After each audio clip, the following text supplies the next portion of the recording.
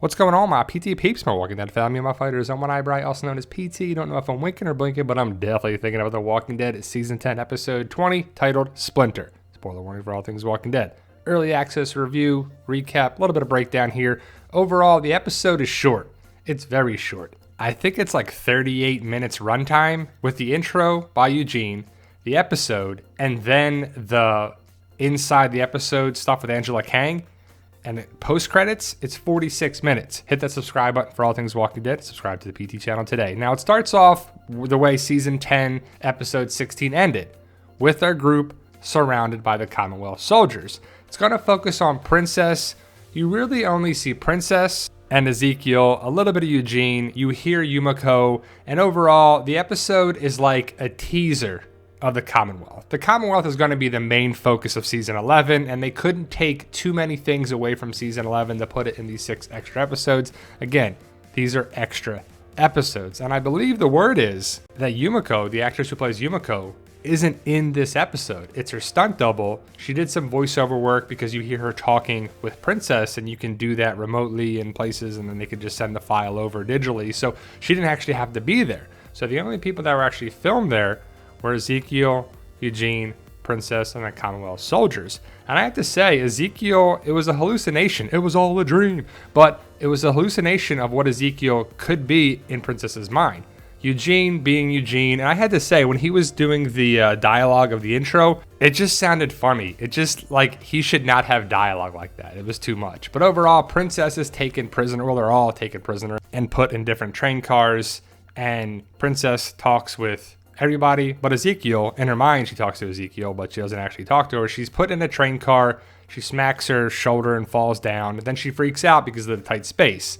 She says the capitals to kind of calm her nerves. It's kind of her coping mechanism.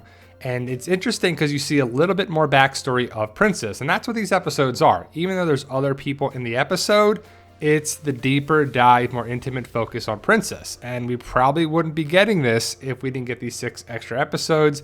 This episode's not going to be for everybody. People, if you hated the second episode, probably if you hated all 3 episodes so far, you're probably not going to like this episode either. It's like, what actually happened? Eugene talks a little bit like, get back in there. You shouldn't be doing this. You're going to hurt our chances here. Yumiko's okay. What are you doing? Get back in there. Come on, get out of here. And we don't see Stephanie. I don't think we see Lance. I'm going to go with the guy that interrogates the group is not Lance. You see Commonwealth soldiers, no-name characters for sure. But Princess is being interrogated.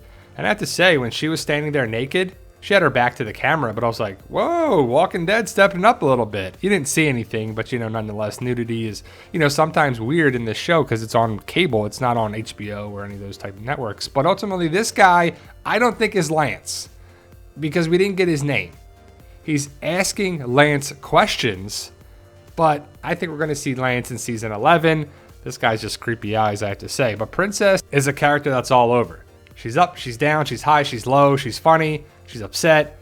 It's just crazy. You don't know what she's going to do, and that's pretty much how she is in the comic. And I have to say, the actress Paula does a great job. And another great casting. They knocked it out the park with another great casting, and she really carries the episode. And you find out about her and her mom and her stepdad, and she was abused, and then she gets smacked by this guy, and you feel bad for Princess. But those people would exist in the zombie apocalypse. Not everybody's going to be these great people who had a great life, and Princess she seems like a regular person in the zombie apocalypse, and it's good to see that. It's good to see dynamic, different characters. Well, she goes back into her box after she tries to escape, but I guess it was all a dream too. She was stuck in her box, and she didn't see Eugene. She didn't talk to Eugene. She didn't see Ezekiel, because when she's beating up the guard, the Commonwealth soldier guard, it's actually her when she thinks it's Ezekiel. And the nice moment that she was having with Ezekiel never really happened. And I hope people understand that. Like, Ezekiel is not being,